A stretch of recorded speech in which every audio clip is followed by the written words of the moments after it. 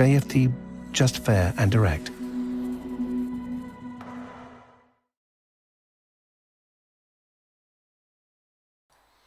Okay, hello and welcome everyone. Welcome to JFD Traders Tea Time with me, Darius Anucauskas. Today's the 11th of March 2021. So yep, welcome everyone. Welcome to this Thursday's afternoon session where we're going to have a very quick look at the markets, a few of the charts, some of the charts that we looked at this morning just to see how everything's getting along. But yeah, before we go further, as always guys, let's quickly have a read through our risk disclaimers. So the content we produce does not constitute investment advice or investment recommendation, should not be considered as such, and does not in any way constitute an invitation to acquire any financial instrument or product. As always, a few seconds for you to read the rest and we can continue.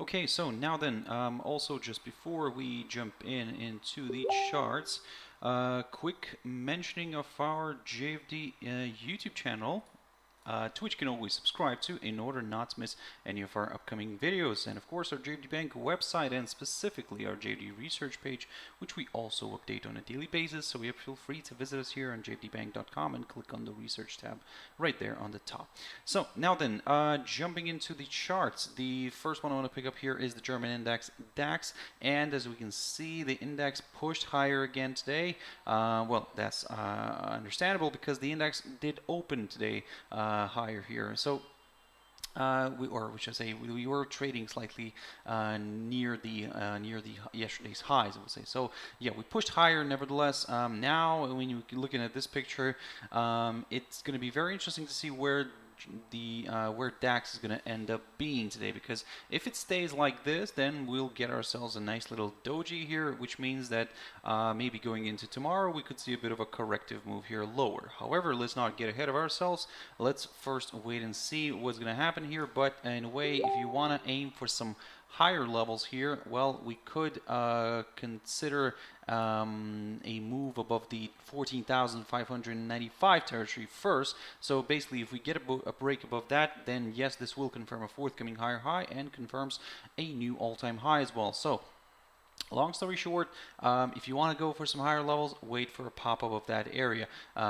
If you want to look at some lower areas, then, well, probably a drop below this 14,475 territory could do the trick for more sellers here in the short run, of course, because again,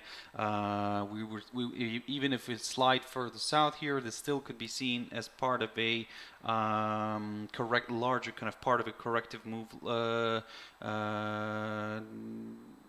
part of the corrective move lower here. So yeah, for now, yeah, that's why, I mean, it's going to be very interesting. Very interesting to see where this index is going to end up being, but for now, yes, there is still a chance for this one to push higher. However, as I said, a push above the current all-time high would still be needed, just to be a little bit more on the safe side, given that we are hitting all-time highs. For the downside, as I said, the 14,475 territory could be ideal here, maybe to consider a bit of a corrective move here to the downside. So a break below that level, of course. Dow Jones Industrial Average, very quickly. So yesterday created a new all-time high. It stayed above this level here, this 32,142. Managed to hit the area, and let me just probably recycle one of these lines here.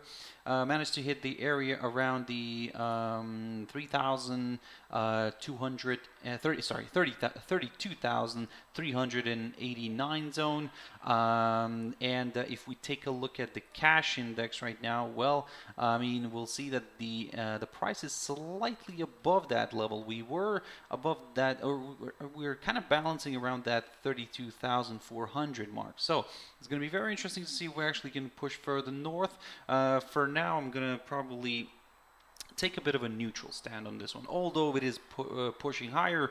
I'm not very comfortable when we are already at the all-time highs and then kind of, let's say, go for higher levels. Yes, if we stay, for example, above this 32,389 territory, then yes, there is a good chance for this one to push further north. But if suddenly it starts dropping below it, and then we see the index falling somewhere below, let me just grab an arrow here.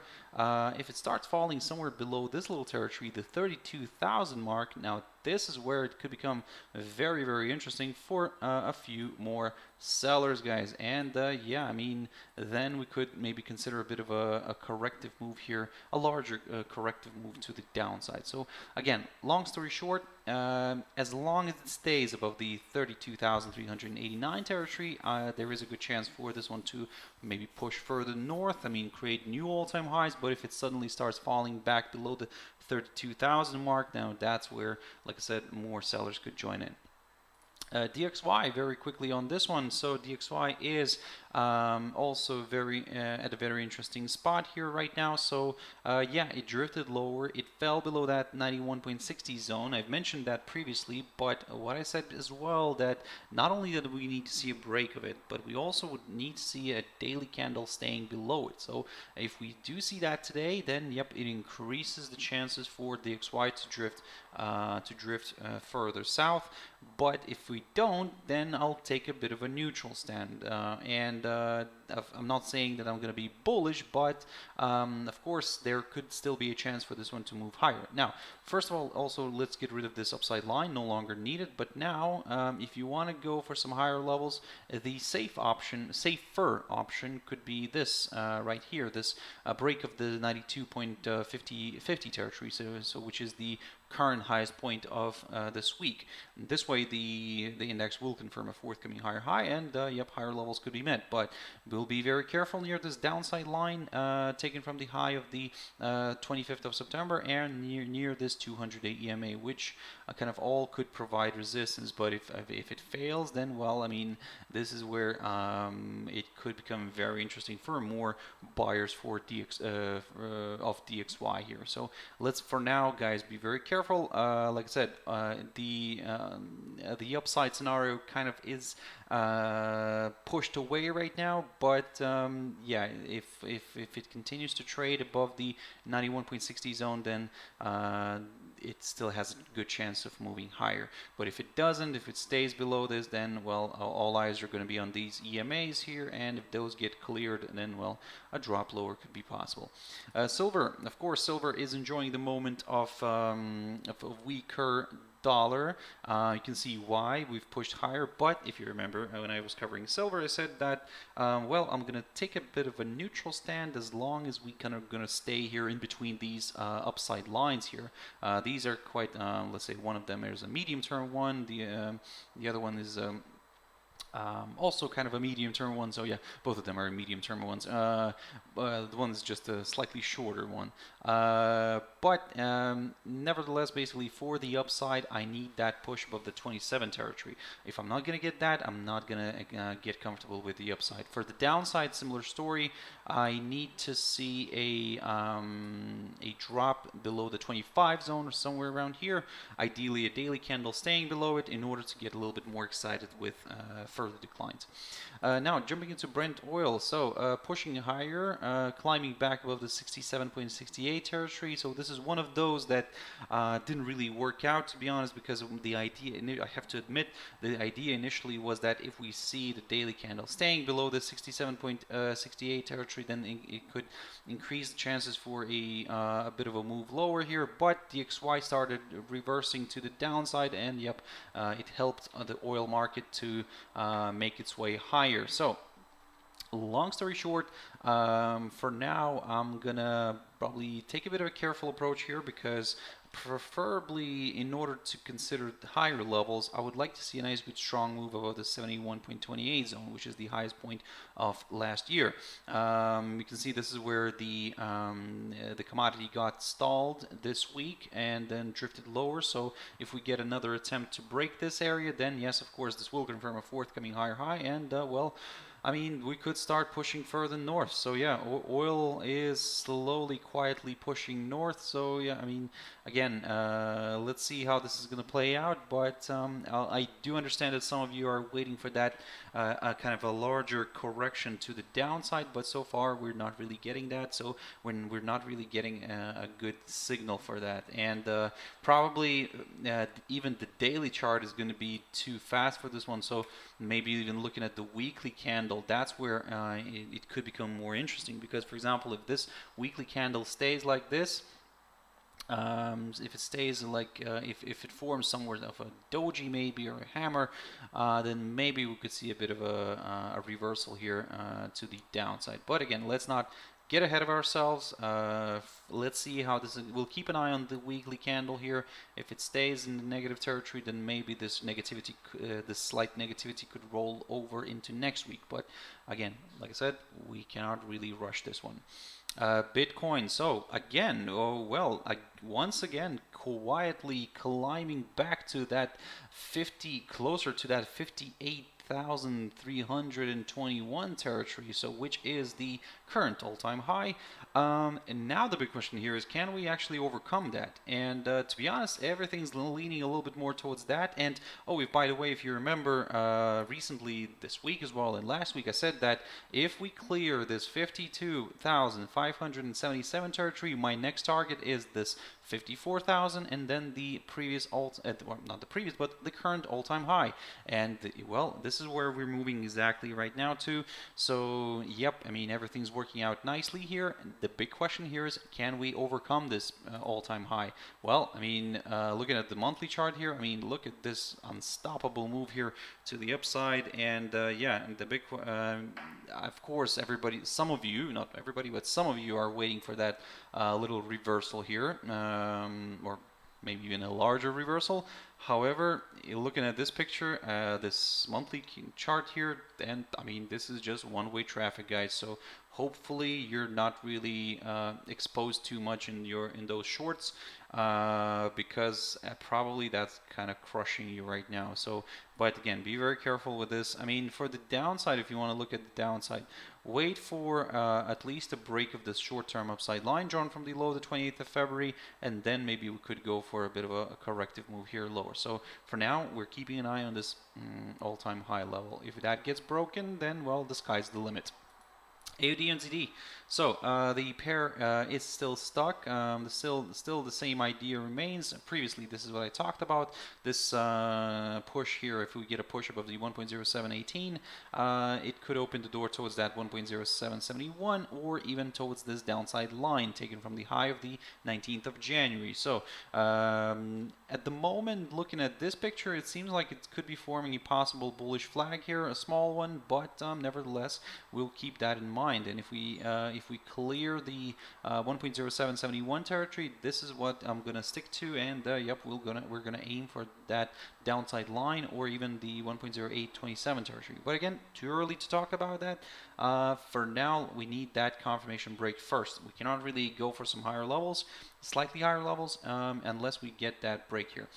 For the downside, I will take a very conservative approach here and probably wait for a break of this upside line first, and then I'm gonna consider maybe some lower areas. But even then, I mean, I would need to see a push below the 200-day EMA in order to get a little bit more excited with the further declines. USD Jpy, very quickly. So this morning I talked about this this pair, and I said to you guys, keep your eyes on this little short-term downside line, which so far is doing its good job. This is what I mentioned this morning, because this morning we were just kind of singing bang on this downside line, and I said that in a way we got our little, or potentially could have gotten our little false breakout. If so, well, I mean, let's see if this can reverse to the downside. So yeah, again, for now, I mean, the whole point here was that if equities start reversing to the downside, then yes, we might see increased yen buying, and we could see this pair moving lower. However, if equities continue to rise, the pair could also push north here. But in there in here, this is where the problem, this is where the issue arises, because again, DXY is currently on the weaker side. So I mean, this is where it's going to be an interesting battle, is who's going to outpull who, USD or JPY. So yeah, I mean, if equities rise, USD should kind of move higher as well. But yeah, let's see if this is going to be the case or not, because if the dollar weakness is going to outweigh the yen weakness, then yeah, we could see a bit of a still move lower. Gbp Chf, haven't looked at this one for quite a while, but to be honest, it's very, very interesting, because that psychological 130 zone isn't really not far from here. So but in order to consider that level, we need a push above the well, at least another push above this 1.2966 territory marked by the high of the 4th of March. And of course, not only that, a push above the current highest point of March near the 1.2989 zone could give more opportunities for more bulls. And yep, this would confirm a forthcoming higher high, and more buyers could join in then. So yep, be very careful with that, guys. For now, all eyes are gonna be on this this barrier right here, this current highest point of March near the 1.2989 zone. If that gets cleared, then of course, yep, it opens the door for that move towards that psychological 130 territory, or even maybe higher. And finally, your EURUSD. So this is what I talked about this morning, and this morning I said that keep your eyes on this downside line.